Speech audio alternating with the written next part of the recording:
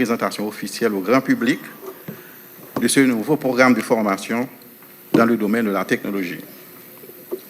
Baptisé TIC Haïti BRH vers le renforcement du capital humain, ce programme nous permettra de créer les meilleures conditions possibles de transmission d'un savoir auquel est lié un ensemble de savoir-faire connexes dans un domaine essentiel au progrès et au développement.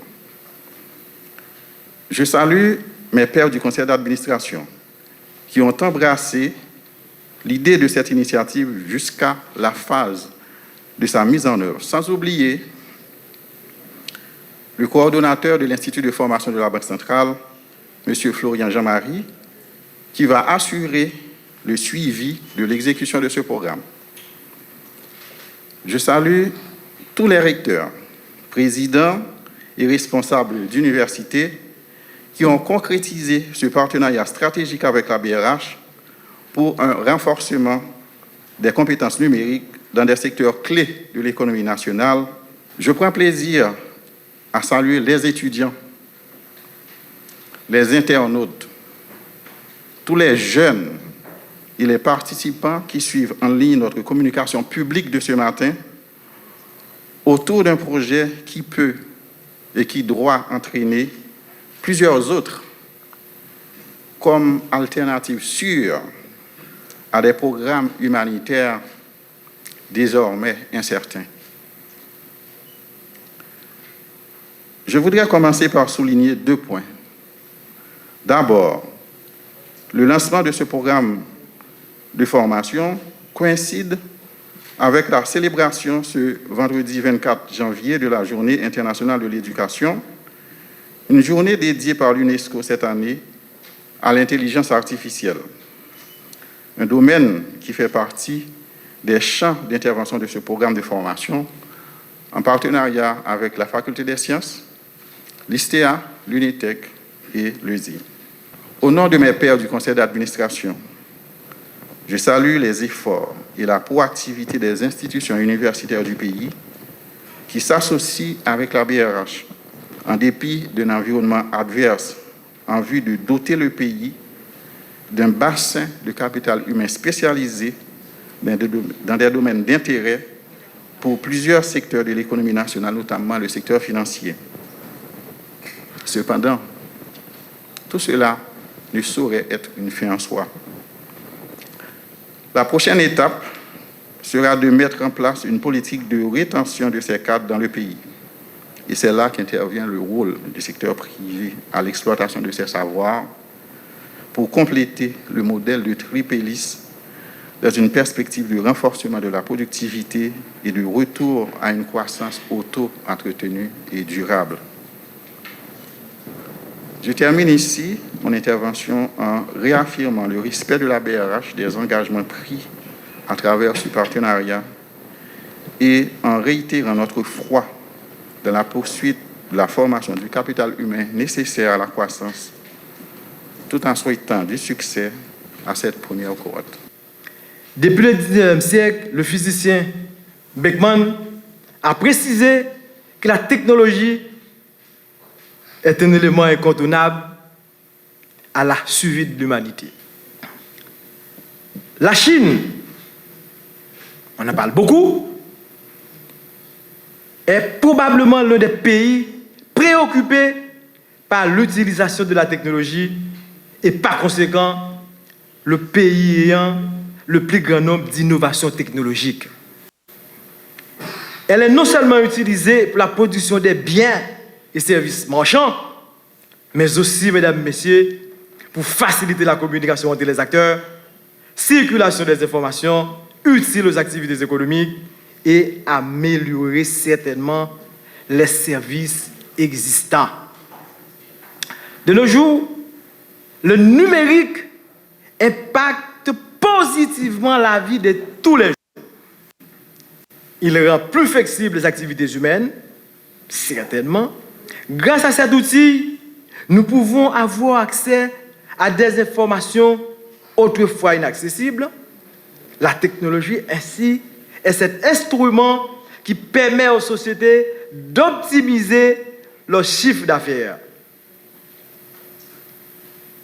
Par conséquent, elle traite l'information en temps utile sans altérer l'expertise humaine qui marque aujourd'hui la peur de l'homme.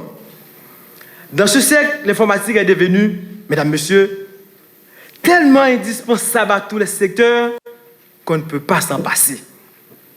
Donc, la technologie doit être au service des industries nationales, comme vient de dire le telles que l'agroalimentaire et la finance. Ces considérations ont motivé davantage l'Université des technologies d'Haïti, avec l'aide de financement de la BRH, à implémenter 5 programmes savoir, administration des bases de données, administration des réseaux, cybersécurité, audit informatique et chef de projet informatique. Ces formations de haut niveau en technologie de l'information au bénéfice des secteurs de la vie économique arrivent, mesdames et messieurs, à point nommé au moment de la grande déperdition des ressources humaines compétentes. Ces programmes, très pointus, bien entendu, dans l'ensemble, sont destinés à renforcer les capacités des apprenants en technologie de l'information et informatique. Ils sont destinés aussi à former des nouveaux cadres pour remplacer la vague des ressources humaines qui émigrent malheureusement vers le Canada et les États-Unis. Donc l'objectif de ce partenariat ESI-BRH, c'est vraiment, je dis quelques mois, mais ça va être plutôt un an, un peu plus d'un an, de créer des ressources qui sont à un niveau de compétence et de professionnalisme, je dirais, de classe internationale, c'est pas exagéré de le dire. Et ils vont suivre pour cela, durant les 12 à 13 premiers mois, qui constituent la première phase du programme, 6 formations, ils vont passer 6 certifications, 3 en réseau, 3 en cybersécurité, qui sont des certifications internationales, Cisco, qui vont être administrées par notre partenaire transversal, et son directeur est ici, Max Larsson. Vous le connaissez tous, je n'ai pas besoin de le présenter. Et donc, pendant 13 mois, ils vont travailler très dur. Nous avons été assez exigeants dans le recrutement. Et ce n'est pas seulement, dans une première phase, ils ont subi un examen de connaissances générales en réseau et cybersécurité.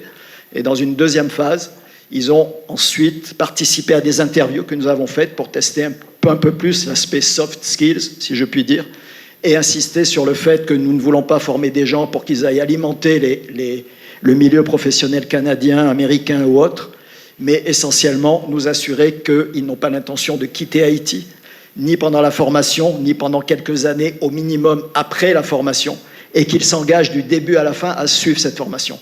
Il s'agit de dizaines de milliers de dollars d'investissement de la BRH pour chacun d'entre eux. S'ils devaient suivre et passer ces certifications aux États-Unis, ça leur coûterait des dizaines de milliers de dollars. Donc il faut savoir apprécier ça. C'est quelque chose d'important.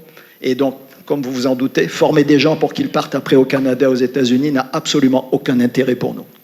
Donc on a insisté beaucoup là-dessus dans la deuxième partie de cette sélection. Et nous avons aujourd'hui une quinzaine de sélectionnés et une quinzaine qui sont sur une liste d'attente au cas où il y a des désistements au début, en cours de route.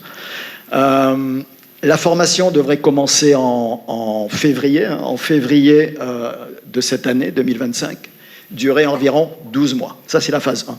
La deuxième phase, c'est une formation intensive de type bootcamp, camp intensif, en analyse de données, comme l'a dit tout à l'heure monsieur le gouverneur, et en intelligence artificielle. La formation en analyse de données va durer à peu près 5 mois et va être réalisée en collaboration avec une entreprise française qui s'appelle Le Wagon, avec laquelle nous avons déjà travaillé.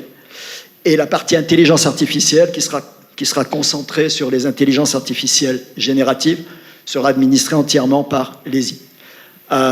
Pourquoi nous avons actuellement, depuis environ 2 ans, développé des programmes de formation en français sur les IA, non seulement un tronc commun qui est accessible en ligne, et aussi des cours thématiques, notamment un qui est en train d'être testé avec une vingtaine de chercheurs haïtiens, titulaires tous d'un doctorat, sur l'utilisation des IA génératives pour la recherche.